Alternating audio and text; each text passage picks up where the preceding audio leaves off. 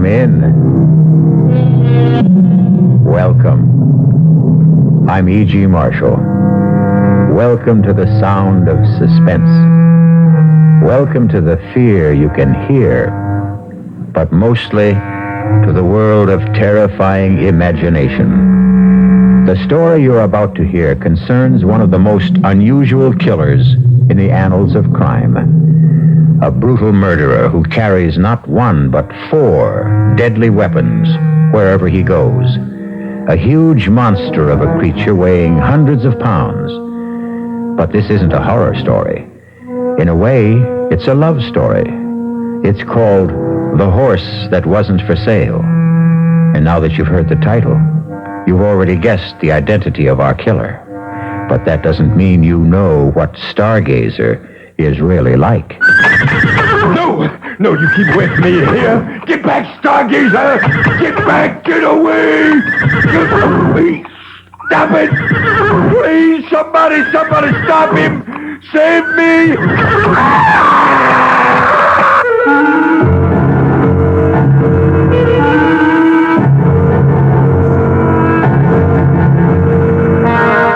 Our mystery drama, The Horse That Wasn't for Sale, was written especially for the Mystery Theater by Henry Slessor and stars Mercedes McCambridge. I'll be back shortly with Act 1.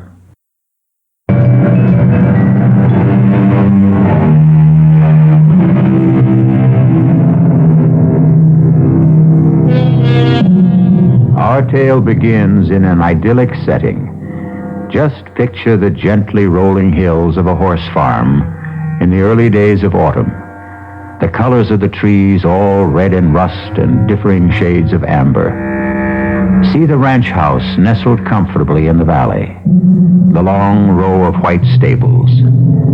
But now you may notice something unusual about this farm. The stables are empty. No horses neigh and whinny in the paddocks. The only sound is the tapping of a typewriter.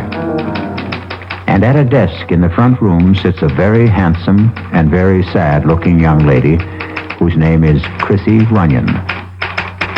Judge Simmons, I thought it was only fair that I tell you the whole story about Stargazer, so that at least you'll know the animal isn't entirely to blame for what happened.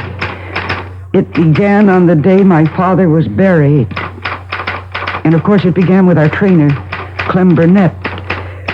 He was all alone at Runyon Farms that day, and he took advantage of the fact to sample some of Daddy's best bourbon.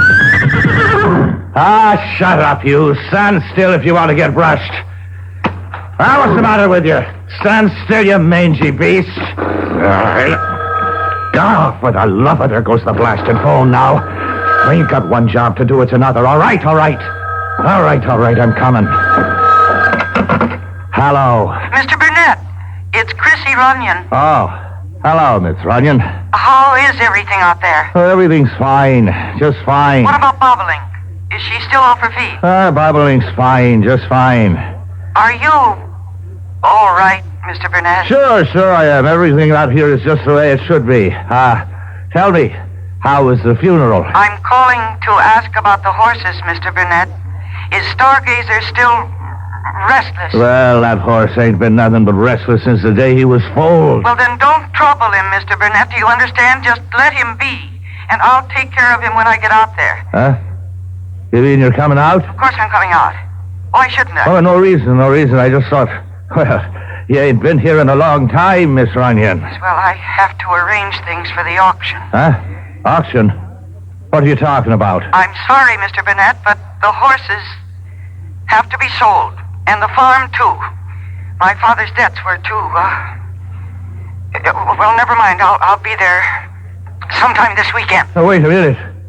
You're telling me that I'm out of a job? I'm sorry. There's nothing I can do about it. Well, look here. I worked 6 years on this place. 6 years, and your old man never gave me more than a... I'll see you on the weekend, Mr. Burnett. And we'll settle then about your wages. And remember what I said about Stargazer. Just let him alone. Goodbye. Just like that, huh? Just like that, huh, Miss Snooty? I I'll let him alone, all right. He can starve as far as I'm concerned. Well,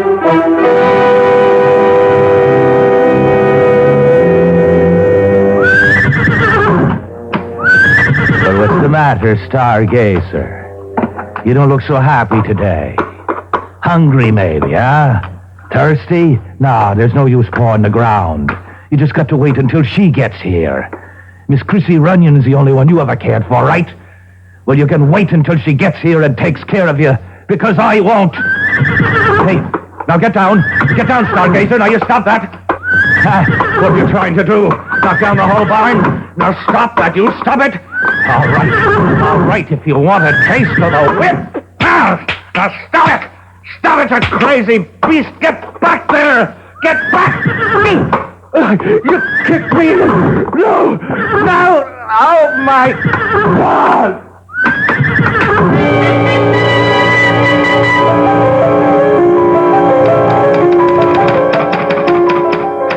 Well, you know what happened to Clem Burnett better than I do, Judge Simmons. You viewed the remains of his body for the inquest. That was something I couldn't bring myself to do. I'm sure you remember the day after the hearing, when you asked me to dinner. No, I'm not. Yeah, well, I don't know. Please, Judge, why don't you tell me what's really on your mind? Come on. It's about Stargazer. Well, I appreciate your accepting this date. I know you're anxious to get back to the city. No, I'm anxious to get back to my home, Judge. Yes. It's hard to think that Runyon Farms isn't your home anymore. Well, it hasn't been for years. You know that Daddy and I didn't get along. Yes, I know that only too well. Your father used to say, the only thing that keeps Crissie coming back is that horse, Stargazer. And you were right the first time. It's that horse. Yeah? What about it? Well, I think you know, Crissie. Even though I handed down the verdict I did about poor Clem... Do you know what that man was doing to Stargazer? As I heard the testimony, remember? Well, it's the truth, Judge. He was deliberately starving the poor animal. He was depriving it of feed and water. And that's why Stargazer did what he did. Crissie, stop thinking that animals are so aware of human motives. Well, I love horses too, but I don't give them that much credit. Well, they know cruelty from kindness. And you think it was merely Burnett's cruelty that made Stargazer stomp him to death? Yes, I do. Then what about Clayton? Well, what about him? Clayton wasn't killed. Are you telling me that he wouldn't have been killed if your father hadn't reached the stable in time? I didn't know that you knew about Clayton. Your father told me himself. I didn't realize you... He swore me to secrecy because he knew how much you loved Stargazer. He's my horse, Judge. Daddy gave him to me. Yes, but he didn't know that he was giving you a killer. Oh, don't say that. You can be glad I didn't say it at the inquest, Crissie. Now, I was tempted to, let me tell you. It was only the fact of you sitting there with those big blue eyes of yours filled with tears. Oh, I was crying for my father. Yes, of course. But you were crying for your Stargazer, too. Now, you're afraid the verdict would be against the animal and that somebody would have to put a bullet in that proud head. Oh, Judge, please don't say such things. Crissie, you're not going to allow Stargazer to be sold, now are you? Is that why you wanted this lunch, to ask me that? The horse cannot be ridden. Not even you would dare ride him again. A horse doesn't have to be ridden. Crissie, your beautiful stallion is mad. Mad? Killer mad. The way some animals get when they're treated just a little too cruelly. But Stargazer wasn't ever treated that badly. Between Clayton and Burnett and you... Me? Yes, Crissie. Yours was the greatest cruelty of all. What do you mean? Your horse loved you, child, and you left him. You went out of his life, and you stayed out of it. Well, I was in college. And afterwards... Well, Judge, I did have a life to live. I didn't want to live it under the thumb of my father. Yes, and Stargazer forgot kindness and learned indifference and cruelty, and he went mad. Now, you have to do something for him. Judge, please listen to me. I know he's valuable, Crissie, And I know your father left you with too many creditors, and Stargazer will probably bring you a higher price than any other horse on the list. 8, maybe 10,000 from the stud farm. Judge Simmons, you needn't have worried. I made up my mind about that even before Stargazer, even before Burnett was killed. He's not for sale. You mean that, Crissie? I'm putting every single horse up for auction, but not Stargazer.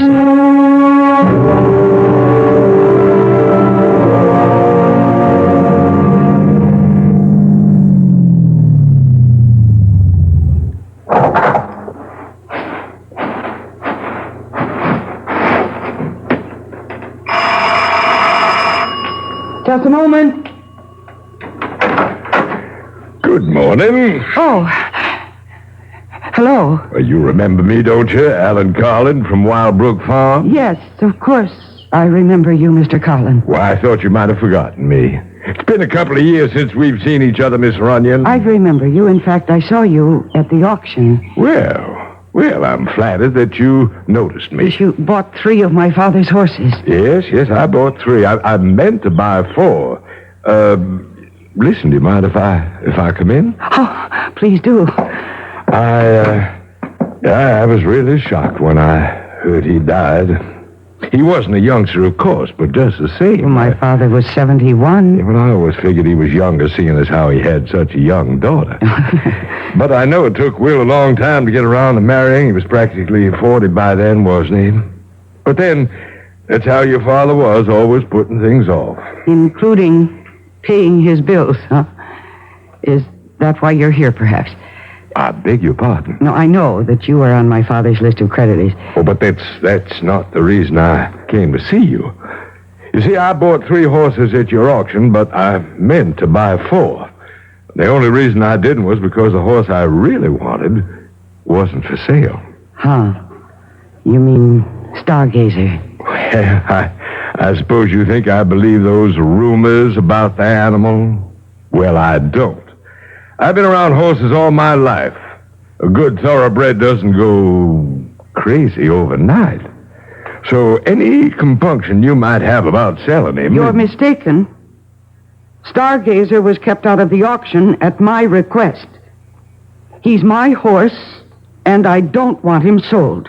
Well, I attended the inquest, you know. I listened to every word, and I know Burnett mistreated the animal. That's why he got stopped. Mr. Burnett was a fine trainer. Oh, yes, indeed. The point is that I'm willing to take my chances, Miss Runyon. I won't ask you to cut the price because of the horse's reputation. There's no price tag on him. I'm sorry. Miss Runyon, you're still a sporting woman, aren't you? Would you be willing to make a little wager? What? Well, I've ridden horses with reputations 5 times worse than Stargazer's, and I can prove it. Now, if I do, will you talk about a sale? No. Oh, you're your father's daughter, all right. Everybody said Will ought to raise mules that would have been more in character.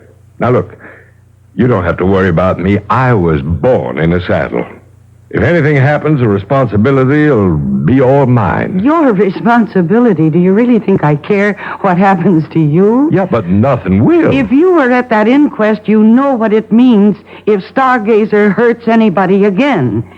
They'll destroy him, and they'll have the legal right to put him away. And I won't let that happen. But it won't be that way. It will. There is something wrong with Stargazer. I've known that for a long time. And I think Daddy knew it too, but he gave him to me thinking that I might win him over with kindness. Well, I failed, you see. And now when he feels that hateful weight on his back, he... Oh, please go, Mr. Carlin, please. All right, Miss Runyon. I'm just so terribly sorry you won't let me prove you wrong. Oh, dear. I should start my packing. Feels like the whole morning is gone. Oh, no. I hope that man isn't bothering Stargazer. He must be out at the stable. Mr. Carlin, don't, please don't! Mr. Carlin, don't! Mr. Carlin, stop! Bring him back here! Don't ride him!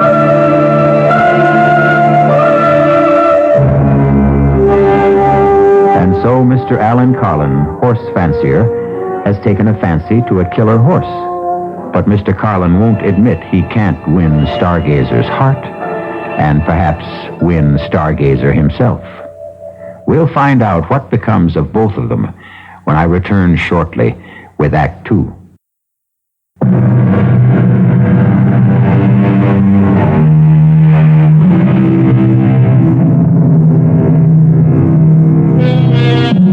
And now, here's Act 2 of The Horse That Wasn't for Sale. Alan Carlin knows horses, knows the feel of them, the moods of them, knows when they respond to a rider's touch, and knows when they resent it. But there are times when even the best horseman allows his ego to override his common sense. And Alan Carlin is about to learn that his time is now. Okay, boy.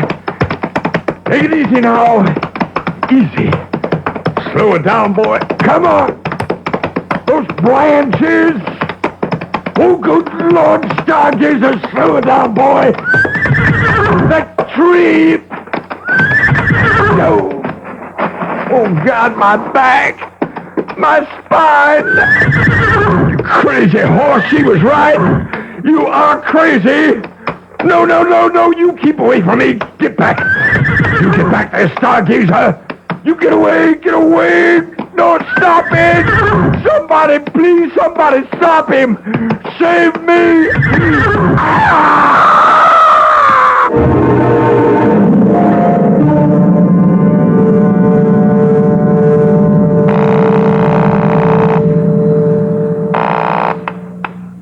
Police department. Hello. I want to report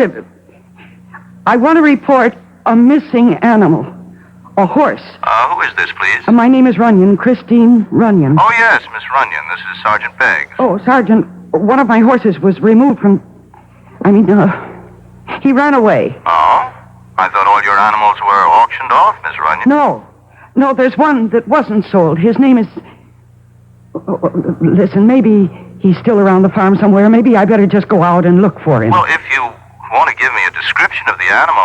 No, it's all right.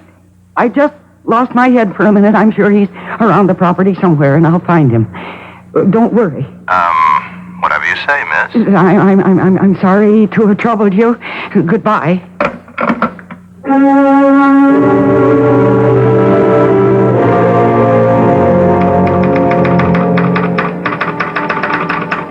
Of course, I knew that Stargazer wasn't around the farm. I knew where Stargazer was. Somewhere near the woods, with Alan Carlin on his back, if he was still safely in the saddle. And I knew that I had to find them. I saw Carlin's automobile parked outside, and I decided to take it instead of my own, so that I could send Mr. Carlin back where he belonged. I just hoped and prayed that I wasn't too late.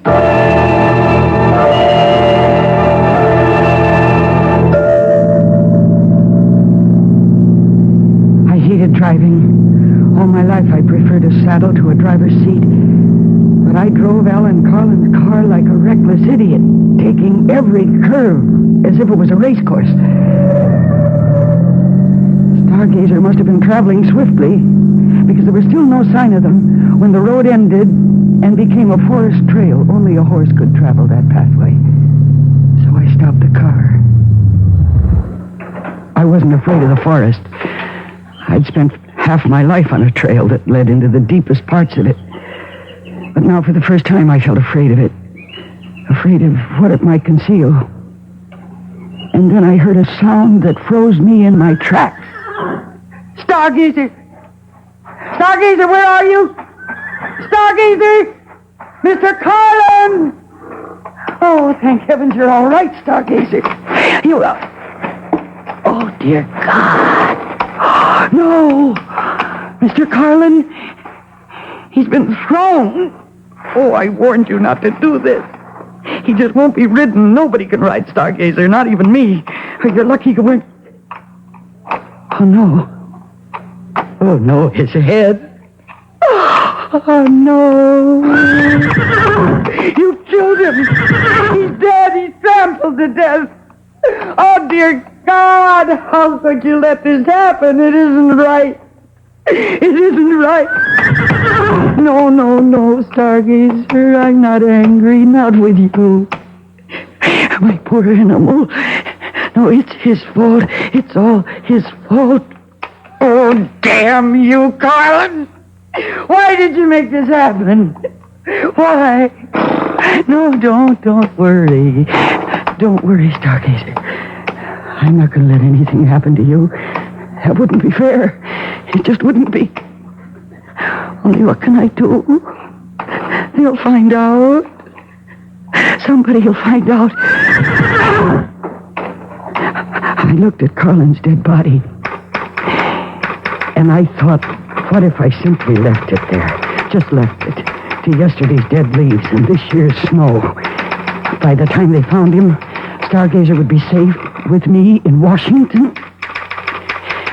But then I realized that would never work. They'd see the hoof marks on his face. They'd know. That policeman I called would remember, and they'd come for Stargazer, and they'd put a bullet in his head. No, I couldn't leave Alan Carlin there. Not with the story of his death so clearly marked on his face and his body. Or maybe there was something else I could do. What if I obscured the story of that death? What if I just obliterated it? Yes, that was my answer. Alan Carlin's automobile was only 100 yards away. If I could get him there, I bent down and put my hands under his arms, and I tried to lift him. He was so heavy. Dead weight. How could I drag him to the car? No, it was impossible. I could only move him a few inches along the ground. The slippery leaves beneath his body helped a little, but I just didn't have the strength. And then Stargazer gave me the answer. If I could manage to secure the body to his harness, if I could attach it somehow to the reins, or even to the stirrup. It was horrible, I knew that. But the thought of what might happen to Stargazer was even more horrible, more unbearable. And finally, I managed it. I dragged that man's body out of the woods, using Stargazer as my strength. And I put Alan Carlin into his own automobile. And I started the engine. There was only one logical place to take him. It was the canyon road, of course. I knew how steep that drive was, how dangerous it was. That's why so few cars traveled it. And that was lucky for me, the fact that the road was empty, because it made what I had to do so much easier. It almost seemed like a sign from heaven that what I was doing was right. And then, at the beginning of a steep grade, I stopped the car. And I looked at the edge of the precipice. And then I looked at Alan Carlin's body. And for a moment, my nerve deserted me. But then I put down the parking brake. I shifted the car into drive. And I got out. And I reached below the dashboard and released the handbrake.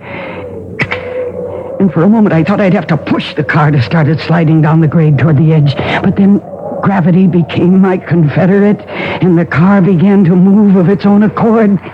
The door slammed shut as the wind caught it, and with gathering momentum, it headed straight for the guardrail, straight for the canyon below. And the guardrail gave way, and the car and the man and the whole horrible problem went over the edge.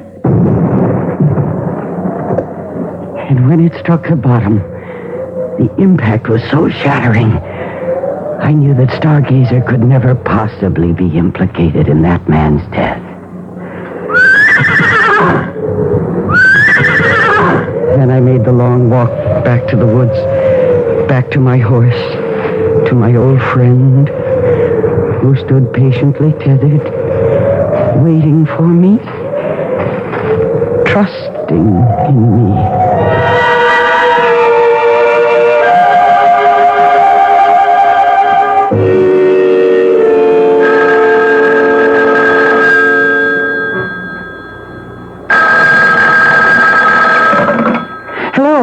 Miss Runyon, this is Sergeant Beggs. Oh, yes, Sergeant. Well, I just thought I'd call and see if you had any luck about finding your horse, I mean. Oh, yes, I found him. I was foolish to have panicked. He hadn't gone very far after all. Oh, good. Still on the property, you mean, huh? Yes, he was. That was silly of me. He was just a short distance away. Well, that's fine. That's just fine. I'm glad to hear it. Better make sure you keep that stable door locked, huh? Yes, I will. Thank you very much, Sergeant. You're welcome, Miss Runyon. Goodbye. Goodbye. Oh, I think I could use a drink. Oh, no. No, what? Hello? Hello, is this Miss, is it, Bunyan? No, the name is Runyon. Who is this? Well, you wouldn't know me, Miss Bunyan. Miss Runyon. Name's Sam Fryatt. I work over at Wild Book Farm for, Mr. Carlin, you know? Yes? Oh, what do you want? Well, I was wondering if you were going to be home this afternoon, Miss Runyon. A little something I wanted to talk to you about. No, I'm sorry. I have a great number of things to do today. I can't receive visitors. Well, I figured you'd want to talk to me, Miss Runyon, on account of, what happened this morning. Oh? What do you mean? Oh, I think you know. What happened out there? On that canyon road? I haven't the faintest idea of what you're talking about. Sure you do, Miss Runyon. You see, I saw you kill Mr. Carlin out there. I saw you murder him. Now, can I come and talk to you?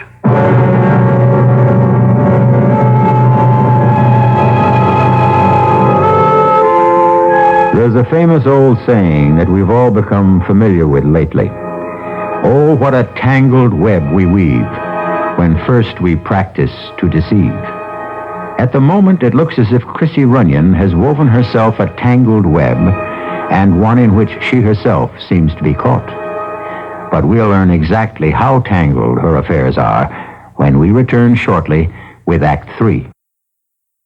This is WBBM Chicago.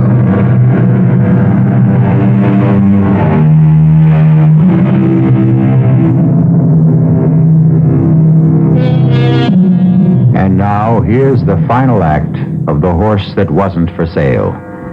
And it begins with a sound that strikes terror into the heart of young Crissie Runyon. She hesitates before she answers it, afraid of the man who might be on her doorstep. Miss Runyon? Yes. I'm, Sam Fryatt. Yes. Oh. Come in.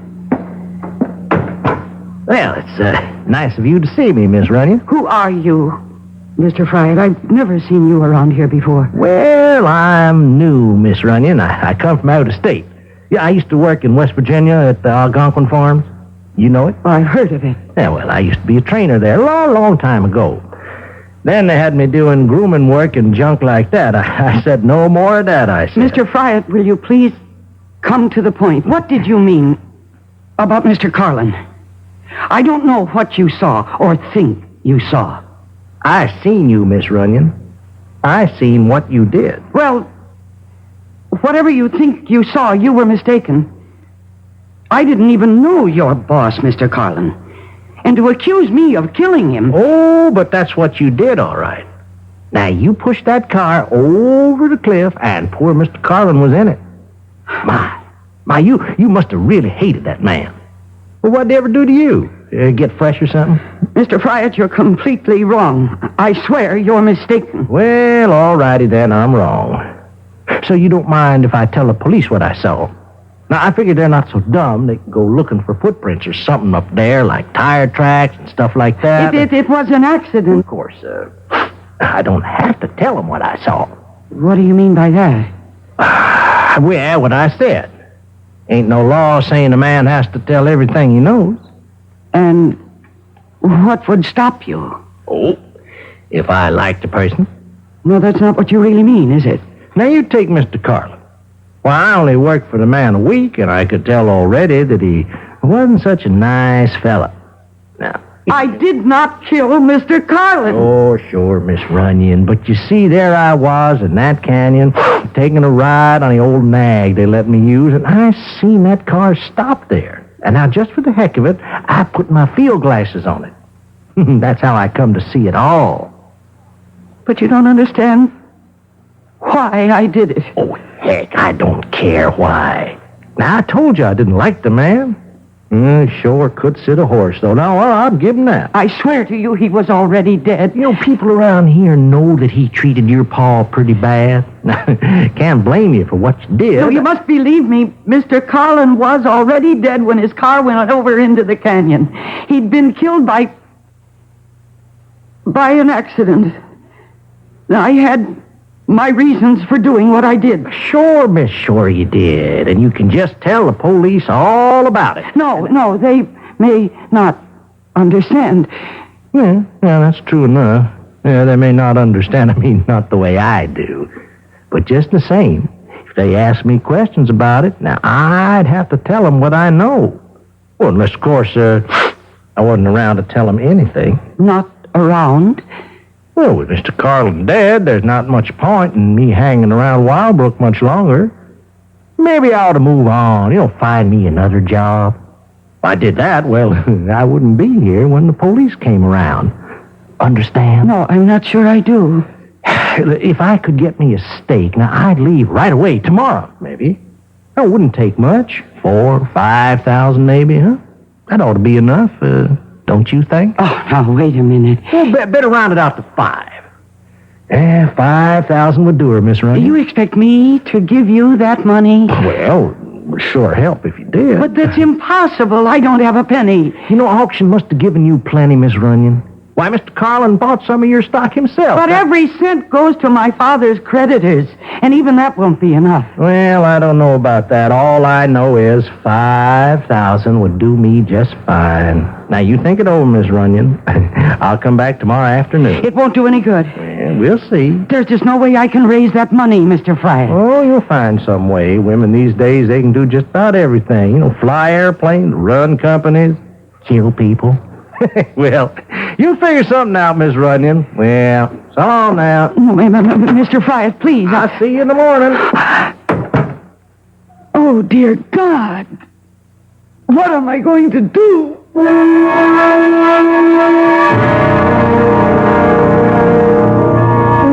And now, here's news on the local scene. The body of horseman Alan Winslow Carlin has been found in the ravine below Canyon Road. Carlin, the victim of an auto crash that completely demolished his vehicle, had to be identified positively through examination of his dental records due to the condition of the body. An investigation by the State Highway Patrol is underway. Yes. Miss Runyon, my name is Sergeant Beggs. We spoke on the phone earlier today. Oh, yes, Sergeant. Could I please come in? Well, if you're still worried about my horse, I told you that I did find him again. Oh, yes, miss, I know. Well, then, what's the trouble? Oh, nothing about the horse. It's about your neighbor, as a matter of fact. If I could just come in for a minute, please. Yes, of course. Thank you. I don't know if you know the gentleman. Name of Carlin? Oh, yes, I know who he is. Wildbrook Farm. Yes, that's him. Matter of fact, I understand he bought some of your horses at the auction last week. Yes, he did, but I didn't handle the transaction myself. The auctioneer did all of that. Yes, I understand. Well, then, what was it you wanted to ask me? You haven't been back home for some time, have you? It's close to 2 years. I came here when my father died suddenly. Yes, I know, and so I guess you didn't see Alan Carlin in all that time? No. Why in the world should I? Oh? I was just asking. Oh, Sergeant, I think you'd better tell me what this is all about. Well, I've got something to tell you about Mr. Carlin. He's dead. He died in an auto crash this morning. Yes. I just heard that on the news. Oh, I see. Well, it was pretty bad. He was halfway up the canyon road, heading for the Leap. You know where the Leap is? Sergeant, I was born and raised in this part of the country. Oh, yes, of course. Excuse me. Anyway, he went out driving that way, and he must have skidded or something. Car went over the edge, plowed right through the guardrail. Oh, that's terrible.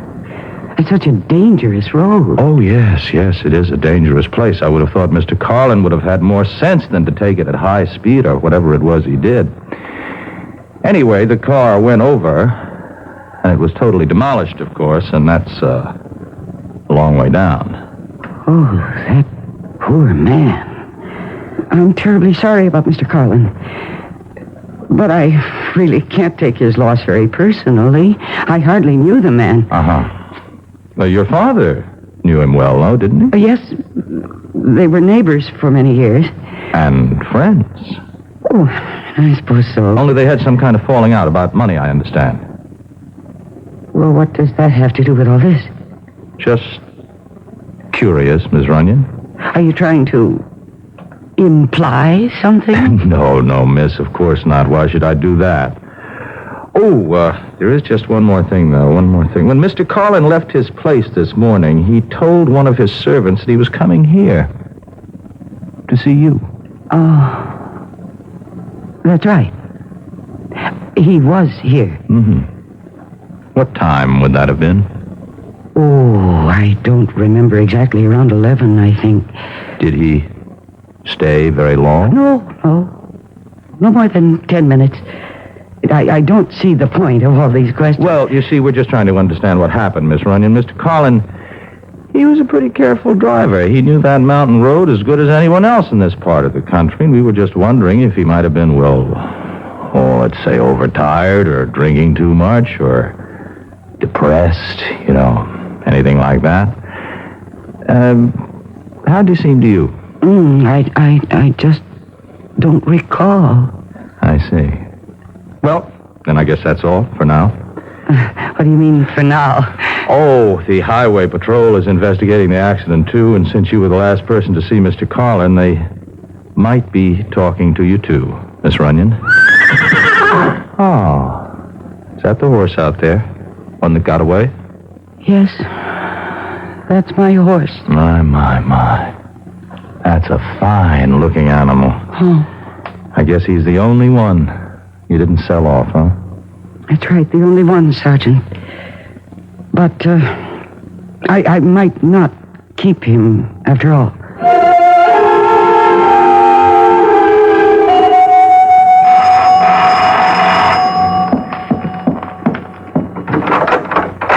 Well, hello, Miss Runyon. Hello, Mr. Fryer. Come in. Well, thank you. Well, sure a nice morning we had, wasn't it, huh? I didn't notice. Sure glad it warmed up some. I had to walk over to Mr. Carlin's place. That old nag of mine finally broke down. It's coffee I smell? Yes. Would you like a cup? Well, I sure wouldn't mind. How do you take it? Black, just fine. Oh, thank you, miss. That's real nice of you. That's good.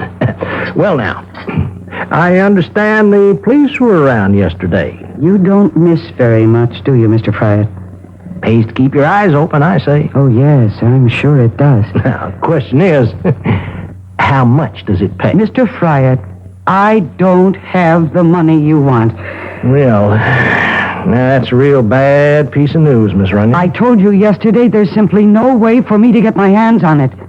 The money that came to the estate through the sale of the ranch and its stock went directly into escrow. Now, I wouldn't know about fancy words like that, miss. All I know is the estate has no money. And I have no money of my own. Well, that's really too bad. Because that means I can't leave. And if I can't leave, I might just as well tell the police what I saw. I'm hoping that you don't do that, Mr. Fryer. Oh, I don't want to do it. Believe me, Miss Runyon. But if there was just something you could give me. I mean, there must be something your pa left you, huh? Man like your daddy wouldn't die and leave his only child nothing at all. Well, there is one thing. What's that? It's the only legacy I have. The most valuable thing he owned. Look, out the window. That horse, you mean? Yes. His name is Stargazer. A thoroughbred. A champion. Yeah, that's some stallion, all right. You said you were a good judge of horseflesh. How much do you think he's worth? Well, I wouldn't know for sure. But I've been told he's worth between $8,000 and $10,000. Yeah. Hey, a man would be mighty proud to own a horse like that. Well, he's all yours, Mr. Fryatt. What? I'll transfer my ownership to you. Right this minute. Oh, you really mean that? Oh, why, that would be real fine, Miss Runyon. That would be real kind of you to do that. It won't take more than a few minutes for me to prepare the papers. Oh, I'd really appreciate that, Miss Runyon. You know, I'd sure like to take him out for one last ride before the sun goes down. And, of course, that's just what happened, Judge Simmons. Sam Fryatt took Stargazer out for his very last ride.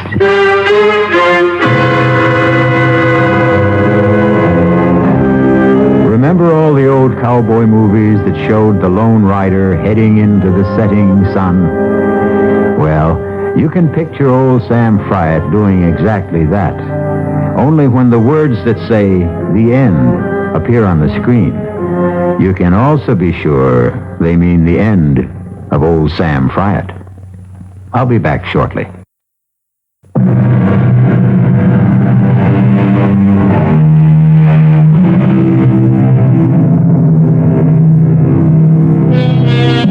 We hope you enjoyed this radio mystery story.